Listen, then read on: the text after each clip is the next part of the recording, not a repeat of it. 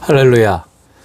오늘 드릴 말씀의 제목은 하나님이 가르쳐 주신 정의입니다.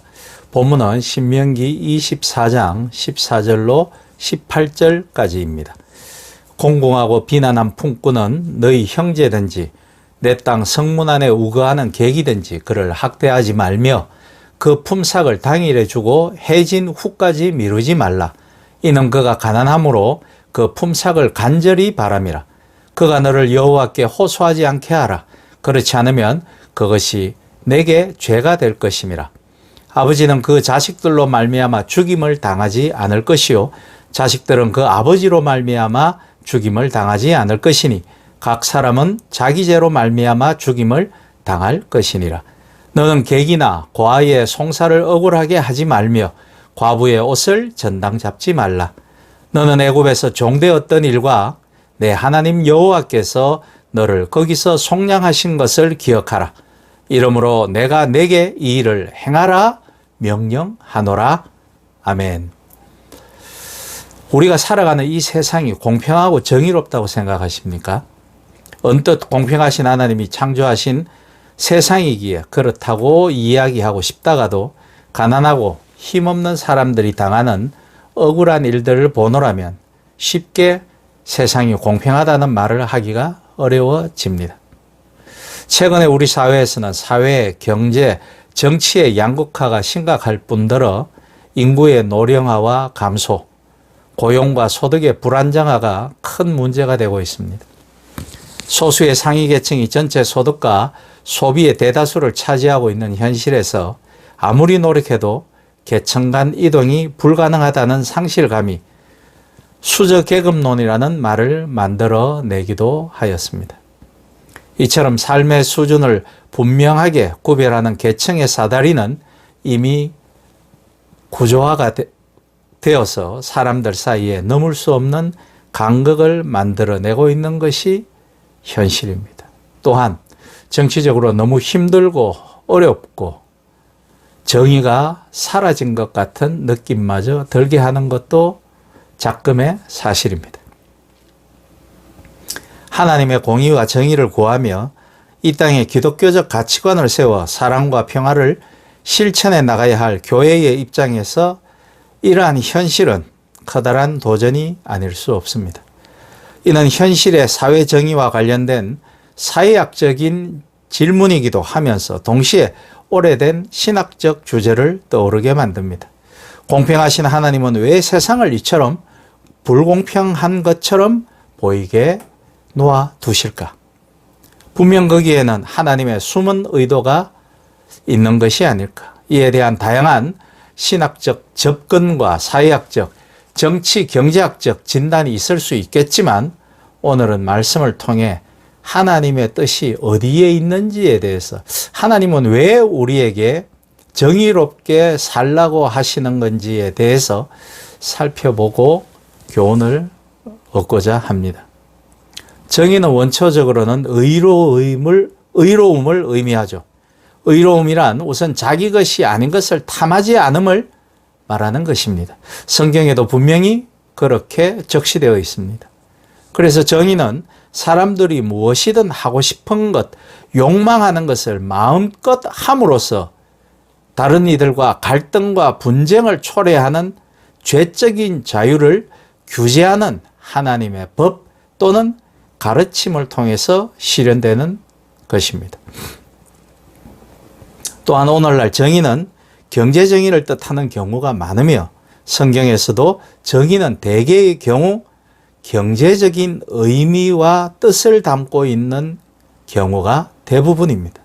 구약에서 정의라는 히브리어 남성 명사로 쓰여진 체데크는 120여 회가 나오고 여성 명사 체다카는 160여 회가 나오는데 합치면 거의 한 300여 회가 구약 성경에만 해도 나오고 있습니다. 신약에서는 정의라는 뜻의 헬라어 크리시스가 50회 정도 등장합니다. 그러니 성경에서는 이 정의를 굉장히 중요한 의미로 쓰고 있습니다. 정의의 핵심은 공정함에 있습니다. 공정함이란 어떤 특정한 개인이나 집단의 이해관계에 얽매이지 않고 공평무사한 입장에 서는 것을 말합니다. 이해관계가 달라서 분쟁이 발생하는 것은 각자 자신의 이익만을 옹호하려 하기 때문인 것이죠. 따라서 개별적인 이해관계를 벗어나서 공정한 입장에 설 때만이 무엇이 옳은지를 알 수 있는 것입니다. 그러므로 성숙한 사회와 공동체는 정의의 개념이 바로 잡혀져 있습니다.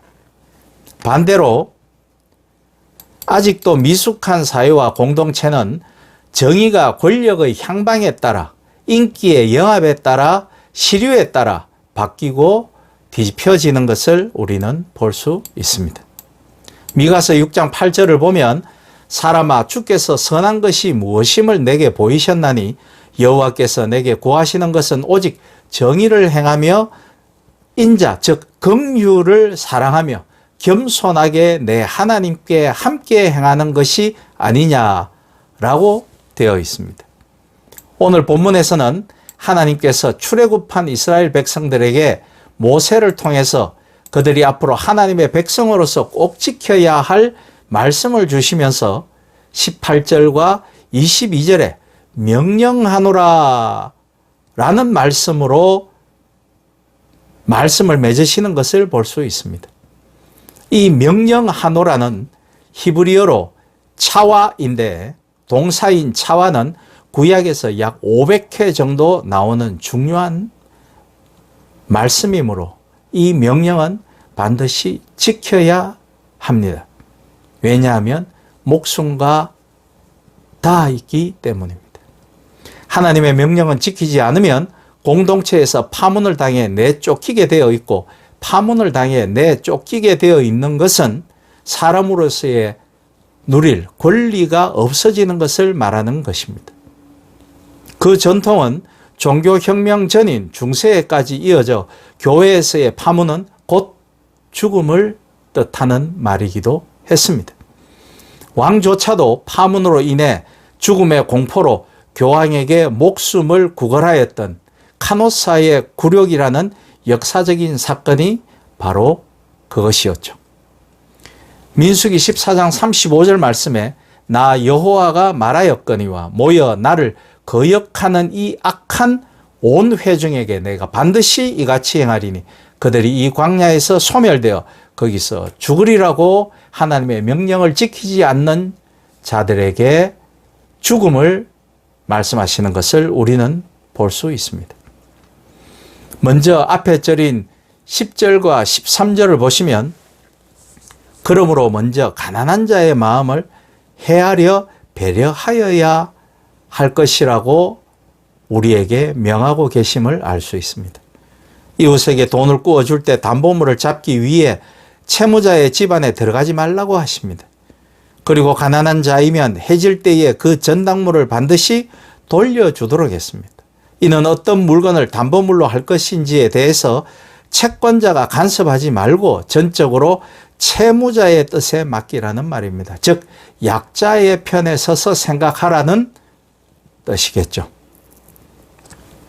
이는 비록 가난하여 남으로부터 빚을 얻지 않으면 안 되는 처지에 빠진 사람이라고 할지라도 함부로 타인에 의해 가정생활과 인격이 침해당할 수 없다는 것과 채무자의 생계에 직결되는 필수 가제도구를 채권자가 마음대로 담보 잡지 못하도록 하시기 위한 하나님의 배려인 것이겠죠. 많은 사람은 가난한 자의 가정이 부자의 가정과 마찬가지로 사생활을 존중받을 권리가 부여되지 않은 것처럼 행동합니다. 그러나 가난한 자들에게도 자존심은 있고 가난한 자들에게도 권리란 있는 법이고 그들에게 지켜주어야 할 최소한의 배려는 있어야 한다라는 것입니다. 하지만 부자이든 가난한 자이든 모든 가정은 하나님이 세우셨으므로 침해당할 수 없는 신성한 곳이기에 그들의 삶의 터와 자존심은 존중되어야 한다라는 것을 하나님은 우리에게 가르치고 계시는 것입니다. 오늘날 사채 및 대부업자들의 도를 넘는 채권 추심으로 가정과 가족 그리고 인간관계가 부서지고 깨어지는 모습들을 보십시오. 종국에는 채무자들이 죽음에 이르는 길로 내몰리는 것을 우리는 너무나 흔히 보고 있지 않습니까? 하나님은 이 땅에서 가난한 자들에 대하여 많은 관심을 가지고 계심을 알 수 있습니다. 그래서 구약 성경에서도 고아와 과부와 나그네와 이방인들을 잘 대해주라고 여러 번 강조하여 우리에게 명하십니다. 가난한 자들이나 부자들이나 똑같이 하나님의 피조물입니다. 그들은 똑같이 하나님으로부터 생명을 받아 이 세상에 왔으며 하나님의 섭리 아래 이끌어 주심을 받으며 비애와 질병과 연약과 시험을 당합니다. 그 때문에 부자는 가난한 자를 대할 때에 교만하지 말아야 하고 오히려 그들을 공평하게 대해야 할 것입니다. 가난한 자들도 같은 인간성을 가지고 있으므로 그들을 모든 사람들과 똑같이 존중해야 하는 것입니다. 너는 가난한 자의 송사라고 정의를 굳게 하지 말며 라고 출애굽기 23장 6절은 말하고 있고 가난하다고 가난한 자들의 편에만 서지 말라는 말씀이죠. 또 출애굽기 30장 15절에는 이렇게 말씀하십니다. 너희의 생명을 대속하기 위하여 여호와께 드릴 때에 부자라고 반세겔 더 내지 말고 가난한 자라고 덜 내지 말지며 라고 말씀하는 것을 보십시오. 가난하든 부유하든 공평하게 대하라는 것입니다. 그리고 14절과 15절에는 정당한 대가를 지급하라고 말씀하고 있습니다. 하나님은 가난한 품꾼들을 학대하지 말고 품삯을 미루지 말고 당일에 주도록 명하십니다. 품꾼은 일용직 근로자로서 그날 벌어서 그날 생계를 이어가는 가난한 자들입니다.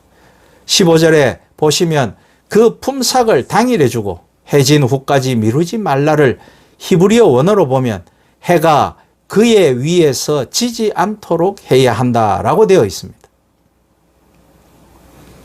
하루의 품삯을 받기 위해 초조하게 지는 해를 바라보며 가장으로서 자괴감과 불안감에 한없이 초라해지는 가난한 노동자의 마음이 온전히 느껴지지 않습니까?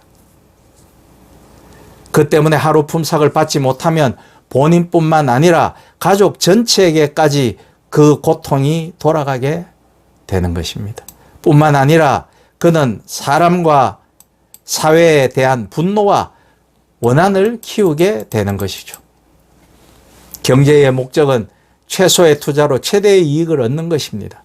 그 때문에 사용자 편에서는 노동자들의 임금을 최소화하는 방법을 쓰겠지만 최대의 생산성 내지는 자기 이윤의 극대화를 위해서 노동시간을 불법적으로 늘린다든지 임금의 지급을 고의로 늦춘다든지 체불하고 정당한 대가를 지급하지 않으면 그 모든 것이 하나님의 뜻에 어긋나는 일이고 목숨을 내어 놓아야 한다라는 말씀입니다. 그래서 사용자는 고용하고 있는 노동자를 박대하거나 착취해서는 안 되고 정당한 수고에 합당한 임금을 지급해야 합니다. 마르크스는 이미 마르크스가 말하기 이전에 이미 성경은 노동의 가치와 인간의 존엄성에 대해서 말씀하고 있는 것을 우리는 보고 있는 것입니다. 마르크스는 자본론에서 노동의 가치와 인간의 존엄성에 대해서 이야기하였습니다.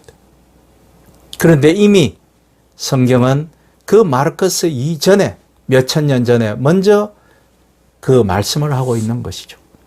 하나님은 초막절을 지키면서 객과 고아와 과부와 함께하도록 말씀하면서 애굽에서 너희들이 종되었던 것을 기억하라고 하십니다. 부는 하나님께서 허락하신 복이며 자신의 노력만으로 이루어지는 것은 아닙니다. 자신보다 좋지 못한 처지에 있는 자들에게 갑질을 해서는 안 됩니다.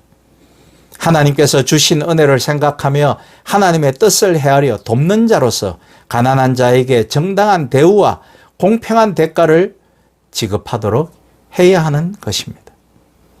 그리고 16절은 함부로 판단하지 말 것을 우리에게 주지시키시고 있습니다.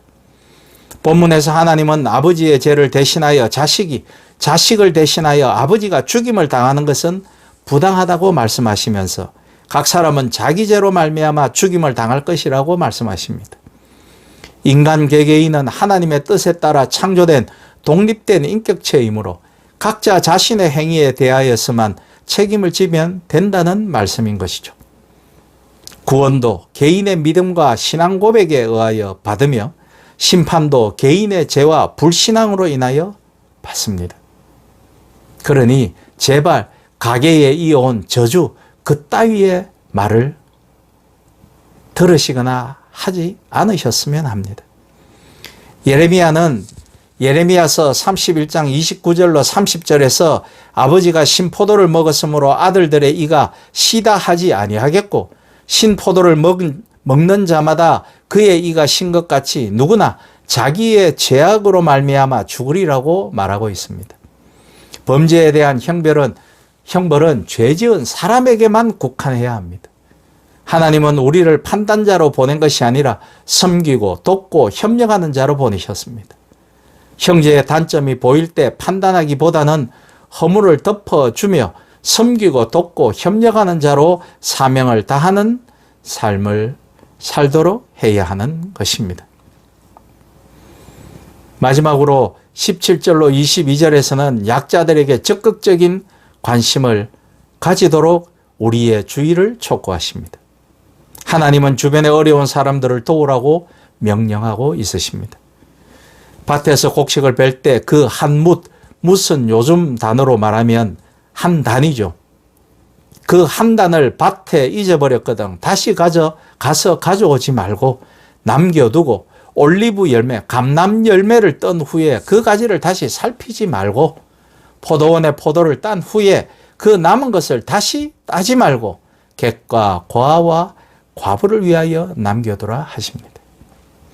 객이나 고아 그리고 과부는 사회적 최약자로 자기 권리마저 주장할 힘도 없으며 무시받거나 학대를 당하기 쉬운 사람들입니다. 하나님은 이들의 권익을 옹호해 주도록 촉구하고 있습니다. 은혜를 입은 자는 반드시 은혜를 필요로 하는 자를 도와야 합니다. 우리는 예수님의 십자가 보혈로 하나님의 자녀가 된 사람들입니다. 하나님의 창조 세계의 청지기로서 삶을 순종하며 성실하게 살 뿐만 아니라 우리를 필요로 하는 이웃들에게 도움의 손길을 주어야 하는 것입니다. 그것이 정의로운 기독교인의 삶인 것입니다. 말씀을 맺고자 합니다. 하나님은 행동하는 믿음을 요구하십니다. 입으로 주여 주여 하면서 말로 다 믿어버리는 믿음은 원치 아니하십니다. 책임지는 믿음을 요구하십니다. 그리고 이웃에 관심을 가지는 믿음을 요구하십니다. 하나님에 대한 순종은 사람을 사랑함으로 완성되는 것이라고 저는 믿습니다. 바라기는 언제나 세상을 균형 잡아주며 세상을 품어줄 수 있는 선한 청지기로서의 세상의 희망이 되시는 기독인으로서의 여러분과 제가 될 수 있기를 주님의 이름으로 축복드리며 부탁드립니다. 아멘.